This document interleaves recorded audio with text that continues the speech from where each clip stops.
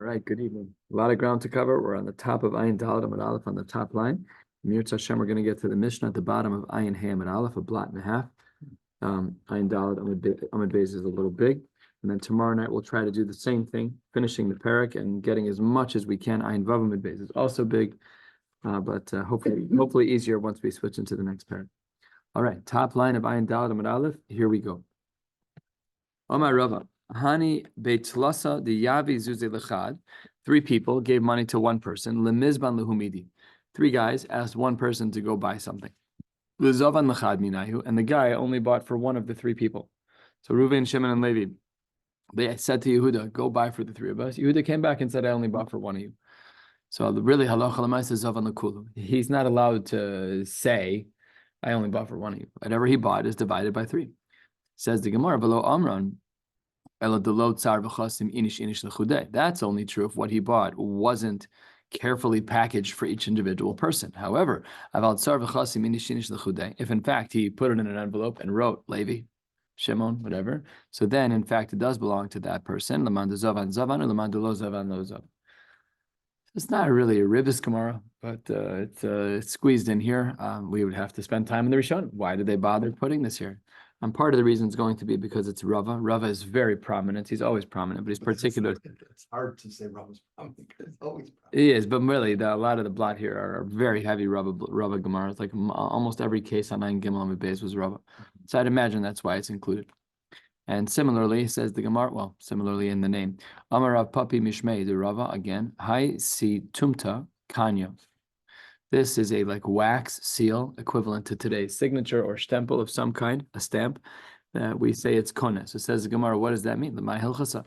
So Rav Chaviva Amar l'mekanya mamash. Let's say that I'm walking through your storage room of barrels of wine, and I take my stamp, my wax stamp, and I put it on top of 4 of the barrels that I want. So what's the halachic implication of that? According to Rav Chaviva, that's a kinyan. Rabbanan Amrei l'kibule le mishapara. It's not fully yours, but if you back out after saying that you want that one by putting the stamp on it, by putting the situmta on it, then you get the punishment of mishapara, which we learned about earlier in this Masechta. What happens with the situmta? Says the Gemara 9-10 lines down on Ayin Dalet Amud Aleph, the kibule le mishapara. It's not a halachic kinyan mamish. And let's just look at Rashi just for a moment about the situmta on the second line. Situmta chosam, it's a signature. Sheroshman hachen vanim al hachavios shel yayin shalokchen harbe biyachad. I'm keeping a bunch of them in your storehouse, so I put my Phil Karesh stamp. Like people have the stamps for their svarim, whatever, those kinds of things. Let's just imagine the wax seal. Sometimes we get a fancy wedding invitation that has that. Say there. So that's what the Gemara says, that it's really just mishapar. And halacha l'maisa we paskin that way. However, while stam we paskin that way, but if you aren't stam, if you live in a city that uva asra de nehigul the miknei mamish, in a city where the protocols of that particular city is that the situmta is a kinyan, so then we actually assume it's a real kinyan. I find that to be fascinating. I don't understand how that works. Do we say it's a situmta as a kinyan or not? Why is it subjected to the rules of the particular locale? We don't normally say that. We don't say that by asmachta kanya, that asmachta only applies in certain places. It must be that we're only talking about an adin d'rabbanan level. The concept of there itself, just the way business is transacted. It's not a din d'oraisa. It's not like why didn't we say that by? Assume it's if it's d'oraisa, then I can't imagine that the minhag makom is going to be the gorem. But even to rabbanan, you could go based in.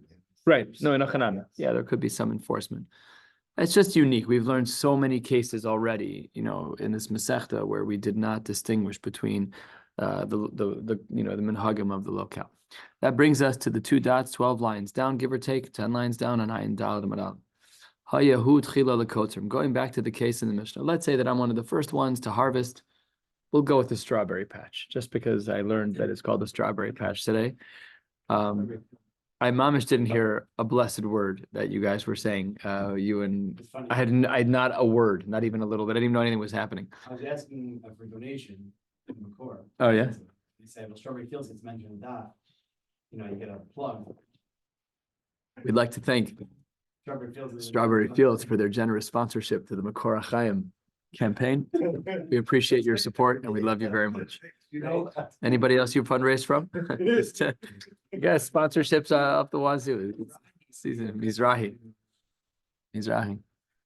So we had said in Hayahut Chila L'Kotrim, 2 dots, 12 lines down, that if I'm the first one to harvest my field, and therefore I have significant stock of my field, then I'm allowed to be posek. What does it mean to be posek? It means that I can pay today and collect tomorrow. Says the Gemara, let's give some halachic properties to this. Amar Rav says, Mechusar Shtayim posek mishalosh enu posek. If it's only missing 2 steps of production, then you can be posek al ashar, that's fine. Shalosh, but if it were to be missing 3 steps or more, obviously, then you were not allowed to be posek. So says the Shita of Rab. But Shmuel argues, Shmuel Amar, bidei adam afilu mea posek. If it has to do with whether or not the man has taken all the steps, a human being has done everything he can, that you can be posek on that because he can always do what he needs to do to run his business. However, bidei shamayim, if what he's waiting for is a rain, if what he's waiting for is the sun, things that are out of his control, afilu achas eno posek.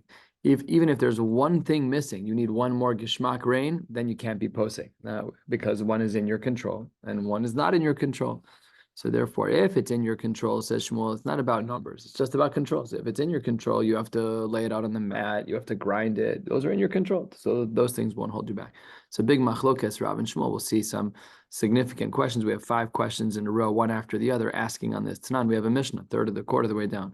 Posek Kimar Gadish. We had said in our Mishnah that you can be Posek Kimar Gadish, that in regards to a collection of crops, you're allowed to be Posek. You can pay now, collect later. It's missing 3 steps. It's missing being laid out in the sun. Ulemeidash. It's missing being threshed. Midra. And what's midra again? It's I just forgot what midrash. Rashi. What's midra? Threshing and winnowing? Midra. Rashi says, Lizro kamotz achar hadisha ben achatzra. So that's what the Gemara says. We have all of these different things that are missing. So we're missing 3 steps. But Rav, you said only mechusar shtayim. You said that you can be posek if you're only missing 2, but what if you're missing 3? So it says the Gemara, Kigon, deshada bechama v'yavesh. The first part was already done. So he's really only missing 2. Ayu l'shmuel da'amar b'dei shamayim afilu achas enu posek. According to Shmuel, who says that you cannot be posek when you're missing something b'dei shamayim. V'hamechusar midra b'dei shamayim. You need wind in order to throw everything up in the air and for the chaff to blow away. I'm throwing it up on the vertical, but I need a horizontal wind to remove all the chaff. That's b'dei shamayim. So the Gemara says, don't worry, afshar b'nafavasa. You could always use some type of sieve, some type of colander, or whatever, just the right size holes in order to separate the chaff from the seed. At the 2 dots are actually uniquely placed. Yes, it's quoting from the Mishnah, but we're actually using these parts of the Mishnah not to explain them, but to ask questions on the previous parts of the Gemara. You can make no drushas from the colons that are in Shas, by the way, just letting, in case you weren't aware, the colons are meaningless. What about this large vat of grapes? When all the grapes are put together, it raises the temperature and that helps it to ripen. To bringing it into the press, to press it, and also to siphon it off into different pitchers and barrels. So that's a whole bunch of steps. Says the Gemara, don't worry, we can remove one of those. That really everything was already in the komer, it was already all in the large collection together, where when they are all together, the temperature is higher. Hachanami, so too in our case, a komer shalanavim. Says the Gemara, that's great, but we had 4 things missing. We had the case of komer, we had iyula lebeimat sarta, we had meidash, and we had mingat. So we're missing 4 things. And now you took away one, v'hamechusar itlas. Rav, still a kashi on you, because Rav said that we needed to have only a maximum of 2 things that haven't been done. But if there's more, like this case, it should not work. It shouldn't be able to be posek. So says the Gemara, Ba'asra hu dezavin hu denagid. No, in this case, we're saying that the guy who buys it is also the one who dishes out the wine, and therefore we are back down to 2. And then the next case, Ba'alama'atan shel zeisim, also in regards to the collection of olives. They should all be collected and put into the vat. So again, they ripen faster, number 1. Lebeid fe lemeidash, it has to be brought in its place where it can be properly taken care of and pressed. Well, the mingat, it also has to be put into the right containers. That's 3. So it says the Gemara, Tani Reb Chia al Komer shel Zaysim. Don't worry, they've already been put in the vat. It says the Gemara Ha'ika Tlas. This actually shows us that there's a problem in our Gemara, because we just said above that there were 3. So there's actually a different way to read it according to the Hagos Habach. Lebeid fe is its own, and then lemeidash, and then the mingat. So then there's 4. It's komer, yule, the beid fe, the meidash, and the mingat. So now and we only took 1 away with the komer. Says we still have 3 left. Kasha and Rav, says the Gemara, 2/3 of the way down. But asra dezavin hahu mingat. In that place, the buyer is the one who does the siphoning off of the olives into the right place, and therefore we're good to go. Rav is still safe. Yes, we use the word eggs here. It's not what it means. It means a patch of dough, not dough. It was like pottery that was used for a potter's wheel. I guess we would call it today a potter's wheel. But that's how they would make their pots. They would take earth, they'd make it specially. So when you have this clod of earth that they were using for pottery, that's what our Mishnah was talking about. Says the Gemara, Amai v'hamechusare lefufe.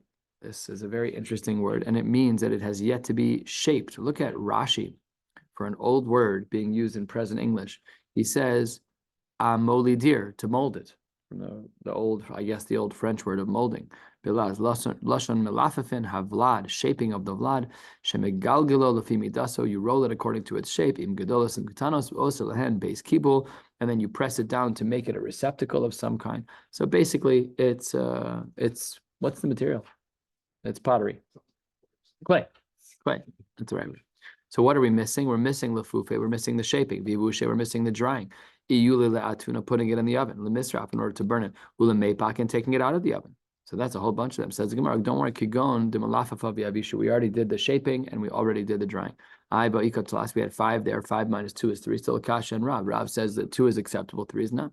Says the Gemara, ba'asra u'dezav and u'demapik. The guy who does the buying, he's the one who also does the taking out of the oven. This is talking about lime that was going to be put into a kiln. Says the Gemara,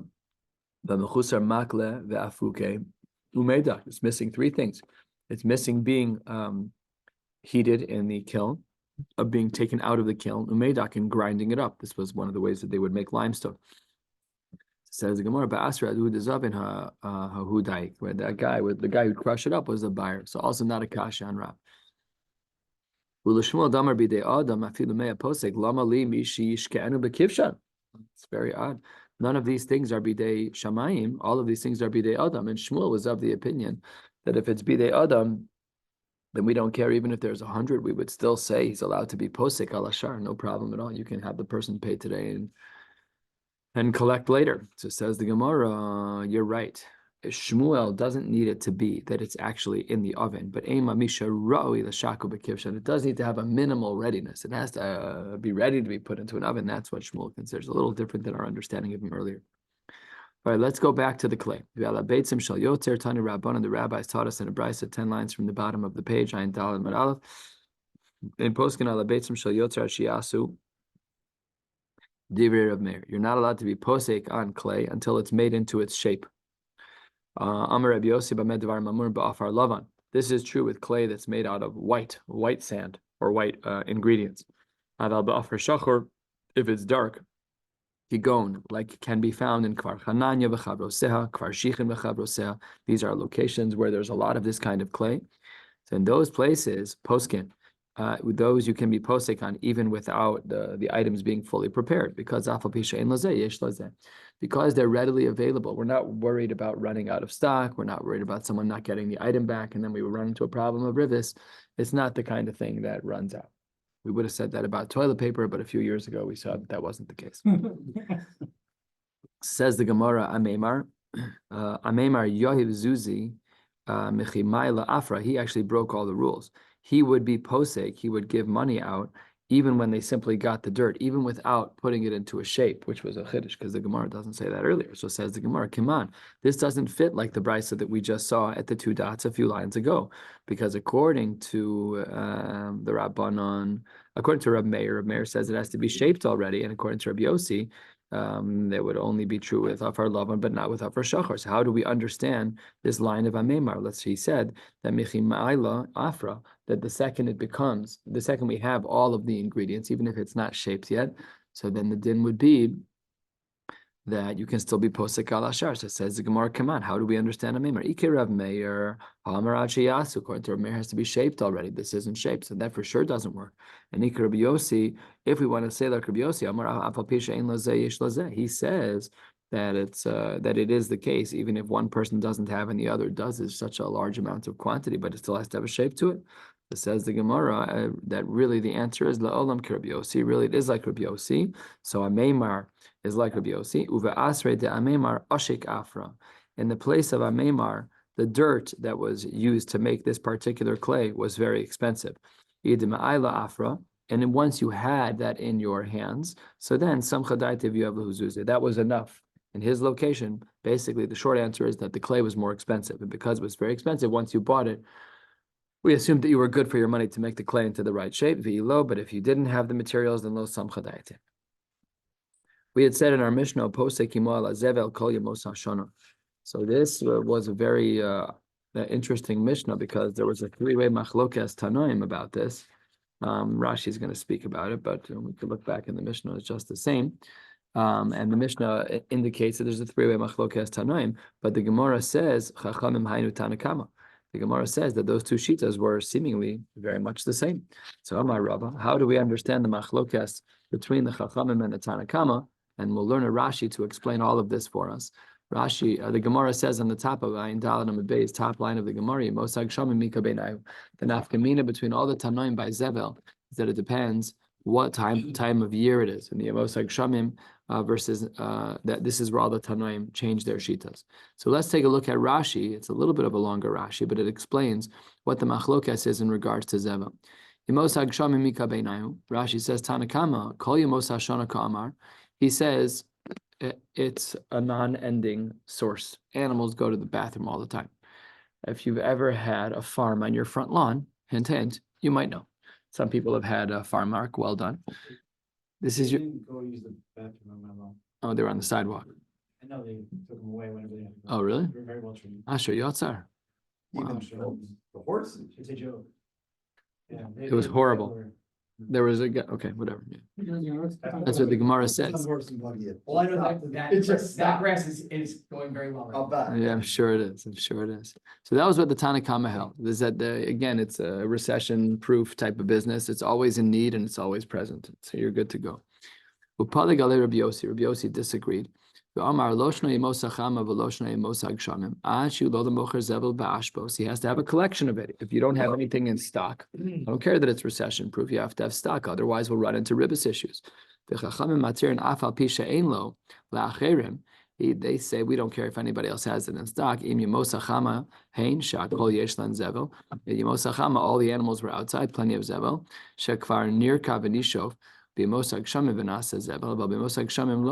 In the summer, it was a little bit different. It was hotter and it would break down a little bit faster. In Mosag Shamim, it wasn't like that. So these are the three shitas by Zevel. And that was the nafkamina between the Tanakama on the one hand and the Chachamim on the other.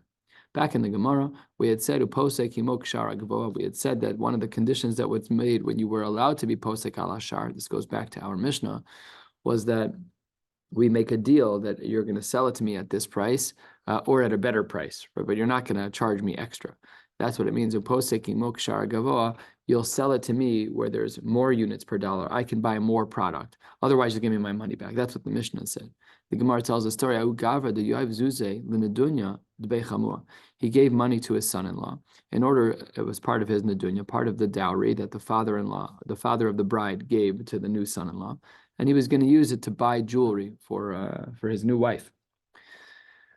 L'sof zal nedunya, and at the end of the day, the market changed, and he wanted his money back because it was less bang for the buck. He was given, let's say, 10 pounds of gold to go buy jewelry, And then the 10 pounds of gold was only in a couple of years, whatever it was, or let's say in a year from the time he got the money till he spent it, it was much less valuable.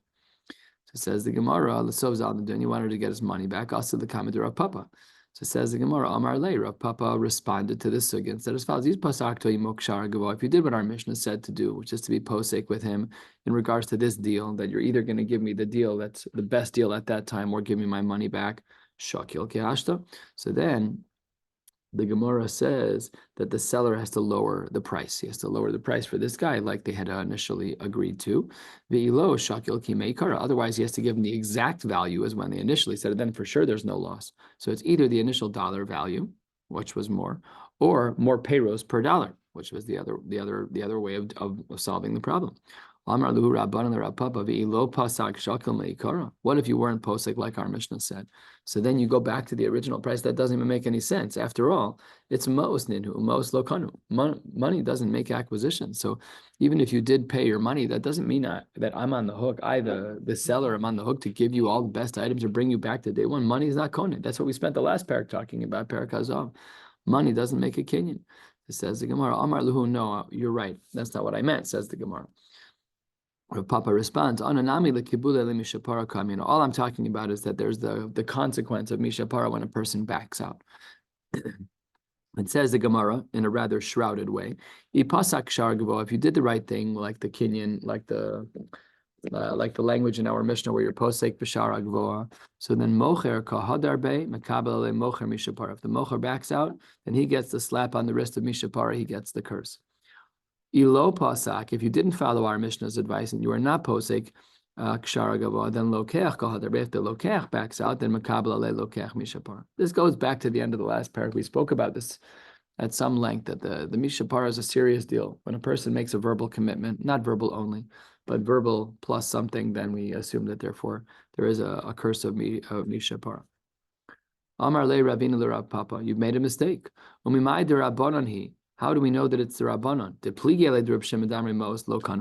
You wanted to argue that Mos lo kanu. Perhaps it is, because perhaps it's you wanted to say that it was the Rabbanon and not Reb Shimon Damri Mos lo kanu.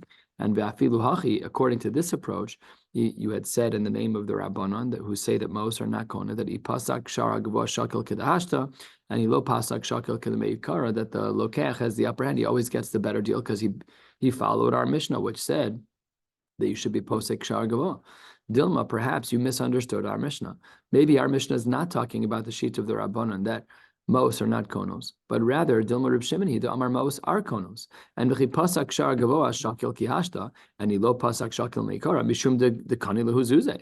The reason why this is happening, why we always give the lokeach what he like according to the Rabbanon, what we thought he deserved. According to Reb Shimon, it's because Mos are konos, and if you hold like that Rabbanon, then what you paid for on January 1st is exactly what you'll get. We don't care what the market says on the 10th, on the January of the next year. It doesn't matter. You always follow the initial because according to Reb Shimon, Mos are konos. Aval, had that been the way we understood our Mishnah, then how would we have understood the Rabbanon? We're halfway down on Ayin Dal and Medbeis. Rabbanon, but had it been that according to the rabbis, the Mos are not konos, Bain pasak, bain lo pasak, no matter what you did in our Mishnah, if Mos are not konos, then shakil kihashta, then everything is going to be in today's measure, because the daitidinish atar azila, everyone, the lokech, is always going to have in mind on the lower cost, on the lower market. So says the Gemara, maybe we misunderstood our Gemara, and it's really Mos konos according to Reb Shimon. Says the Gemara, that can't be. Amar le, 3 lines before the wide lines. Amor da Amar Reb Shimon. When would Reb Shimon say that Mos are konos? That's only bechad tara. That's only when the market has one level. In other words, that's when the cost of an item stays extremely stable. However, betray tare mi Amar. If you have something that is quite seasonal, right? I'm sure there are things out there that in the winter are very expensive and in the summer are very inexpensive. A lot of fruits are like that because we live in a cold climate. So if you want some fruits that are tropical, they're imported, they cost more money. Sometimes we have bell peppers in Jewel from Eretz Yisrael. They're $2 for a red pepper. That's very expensive, right? So, but it's imported. So like when things are imported. So if you have something like that, Reb Shimon would not say Mos or konos on those kinds of things. That's a terrible idea. And the ilote mahachi, it has to be that Reb Shimon holds of this distinction, that where it's a stable market he would say ma'os konos. But where it's an unstable market, he would not say ma'os konos. Because if you don't say that, then mishapara belokech Reb Shimon lesle. Then there's no way, according to Reb Shimon, for there to be a case of mishapara. What do you mean mishapara? You can't back out because Allah Lamaisa, the transaction's over. There has to be a scenario where ma'os aren't konos, according to Reb Shimon. Because after all, if you wanted to say that there was no mishapara, but Reb Shimon holds a mishapara, how do we know that? First of the long lines, Tanya. We have a brisa that's found earlier in this Masechta and a couple of times. It says the Gemara, Mikol Makom Kach Halacha, Aval Amru Chachamim Mishapara. We see that there is a din of Mishapara, and Reb Shimon doesn't argue. So we see that Reb Shimon agrees that there's a principle of Mishapara. But if you say that Ma'os are konos under all circumstances, so then there's no way to get out of that. It has to be that something's wrong. Ella says the Gemara, like we said earlier, Kikam Reb Shimon b'chad Tara, B'trei Tare lo Amar. The only time Reb Shimon is of the opinion that Ma'os Konos is when it's Bechad Tara, when we have a level, constant cost of an item. I don't know if we have anything. What? Can you skip a line or two? Nope. Miami Komakom, Lav? Yeah, I read that, yeah. Did I not read that? You did? Okay, my bad. Yeah, I think so. Sorry, my bad. I'll go back, I don't mind. My mikol makom. What did the brisa mean when it said mikol makom kach halacha? Lav de lo shna lokech v'lo shna mocher mekabel alei mishapara. Could be that I didn't read it. I don't know. We'll have to go back to the tapes. Doesn't it mean that the lo shna lokech v'lo shna mocher mekabel alei mishapara, that whoever it is, the buyer or the seller, that there's mishapara? So that shows us that Reb Shimon holds of mishapara. Alakikam Reb Shimon b'chad tara b'trei tare lo amar. It must be that Reb Shimon holds that when do we say that Ma'os are konos, that's when it's a stable market. But with a fluctuating market, there's no way that he would say that, because otherwise there is no mishapara, and that's impossible. Lastly, going back to where we started on the top of this page, remember we spoke about the son-in-law who got the money for the dowry. Says the Gemara, why don't we just call the kid a shliach? The father-in-law gave him his credit card for all intents and purposes and said, go buy my daughter jewelry. That's shlichus. Why is he become the Baal Din? So says the Gemara, no, the son-in-law was betagro dezavin mazben. The guy was in diamonds. Smart father-in-law. He got the son-in-law to go. He's in diamonds. He's in the diamond district. So that's what the Gemara says, that in this particular case, it's not shlichus, which implies that if a father-in-law does give money to a son-in-law and it's stam, without the son being a bucky in a certain area, without him being a professional in diamonds or whatever, we don't assume that that's the case. We might assume that he's a shliach, but here we make an ukimta that he was a shliach. We're at a Mishnah 3/4 of the way down on Ayin Dalet Amud Beis. We've spoken about a din called sa'abisa. Sa'abisa means if I give you a bag of flour, you have to give me back a bag of flour later. And we were concerned about that in halacha, because if I borrow the flour and it's $1 a bag, halavai. If I bought a bag of flour and it was $5 a bag, and then the market goes up and now it's $6 a bag, so when I pay you back, there's a shtickle extra. That's not right. That's called sa'abisa, and we don't like it. However, this Mishnah here creates an exception to the rule. Mal ve'adam es arisa v'chitin b'chitin lezera. When it comes to seeds alone, not to food that's eaten, but for seeds alone, we do allow for there to be sa'abisa, no problem at all. Aval lo le'echol, not in regards to food. So if I'm giving you seeds to plant, we can do sa'abisa. 5 pound bag, even, Stephen, no problem. We don't even care about the market. We just ignore it. But when it comes to food, we're more strict. How do we know this to be true? Rabban Gamliel, he would do this with his sharecroppers, that they would do trades of chitin and chitin.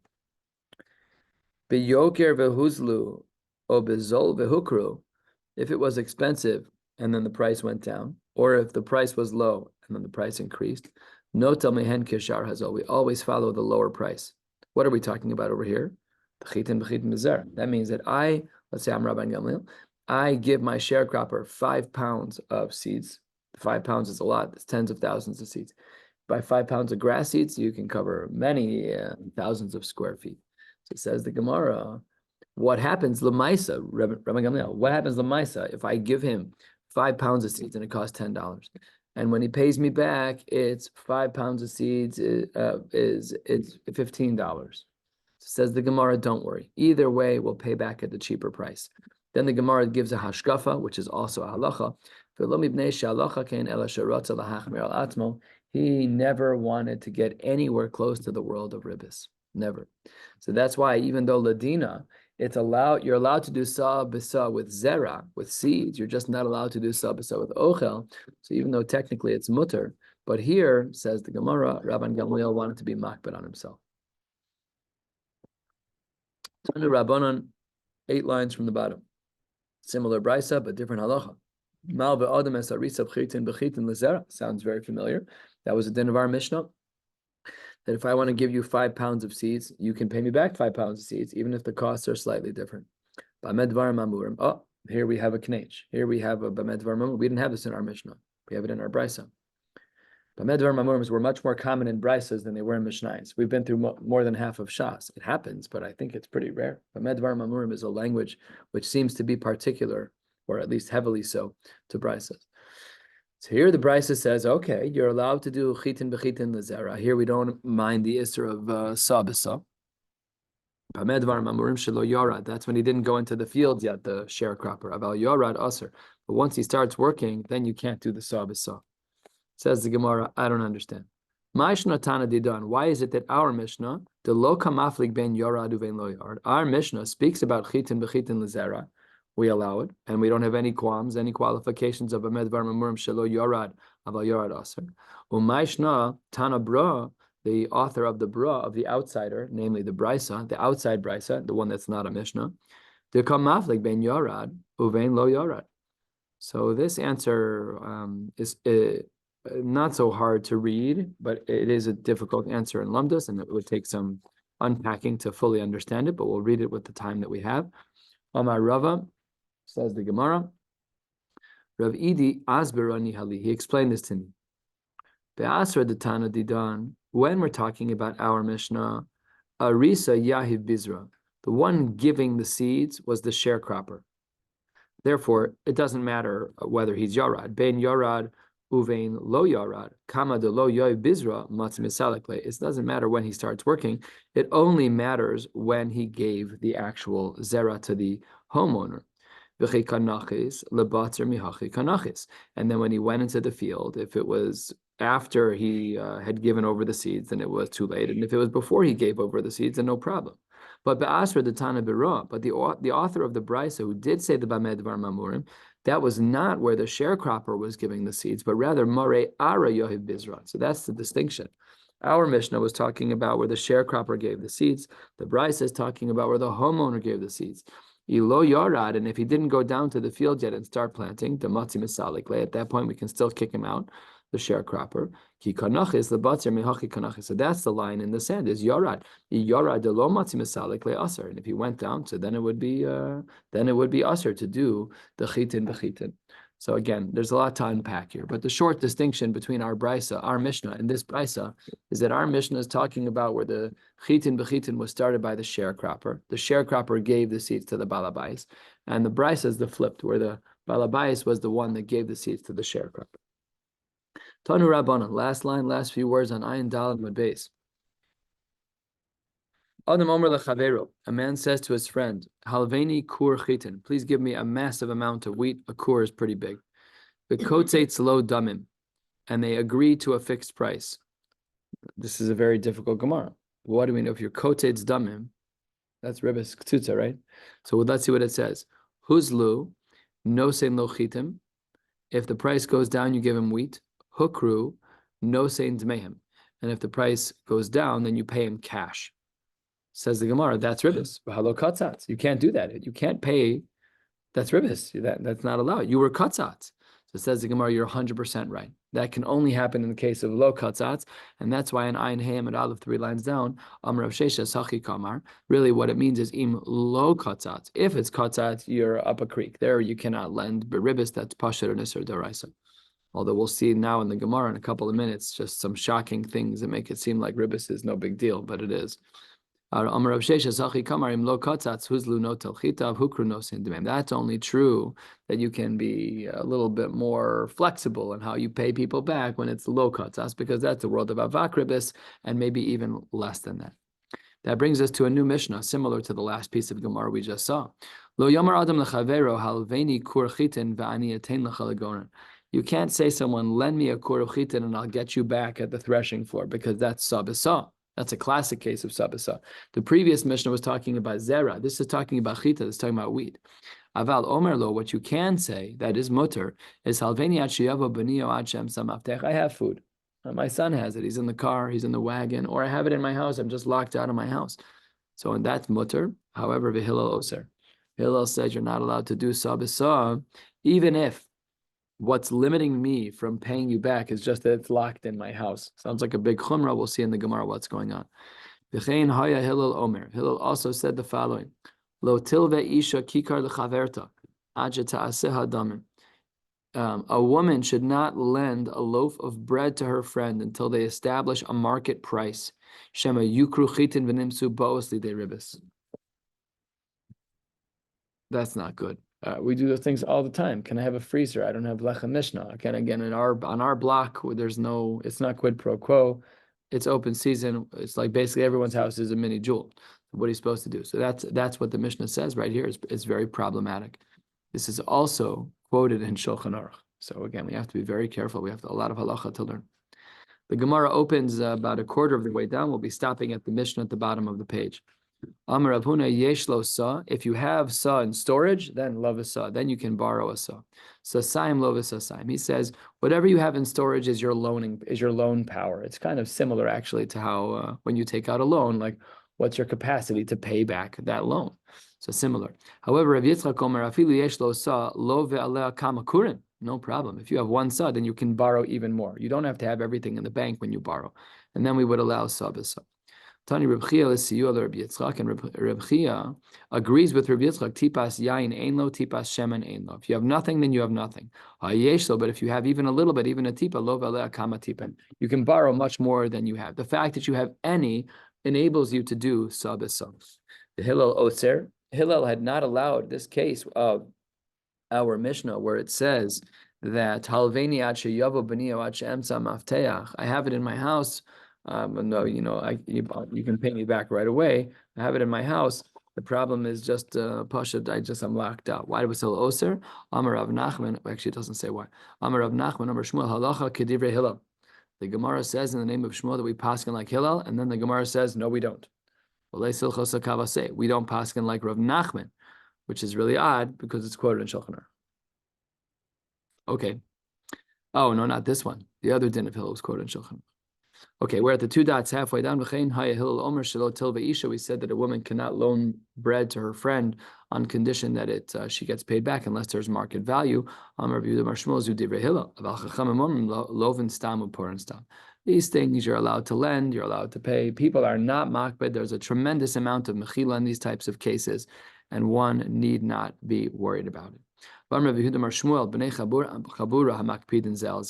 Let's say that I lived on a block where everything was nickeled and dimed. I borrowed tomato. They write down on the list, Karesh borrowed a tomato. We give them a little splash, a dash of salt. They like Karesh is borrowed. And that type of culture, over in Mishum Mida, Mishum Mishgal, Mishum Minyan, and Mishum Lovan, Uparim B'Yom Tov, these people are Avaryanim. They're gonna be so strict it'll lead to them violating Isurim. You'll start measuring things on Shabbos, which you're not allowed to do. It even says you'll go as far as being love uparim beyantiv, which is an isser of mekach umemkar. Uchadivrei Hillel af mishum ribis. And Hillel, who doesn't agree with this out of the gates, he says you're also going to violate ribis.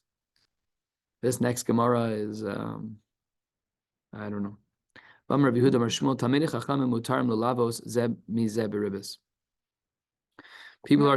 who are Talmidei Chachamim are allowed to loan things with ribis.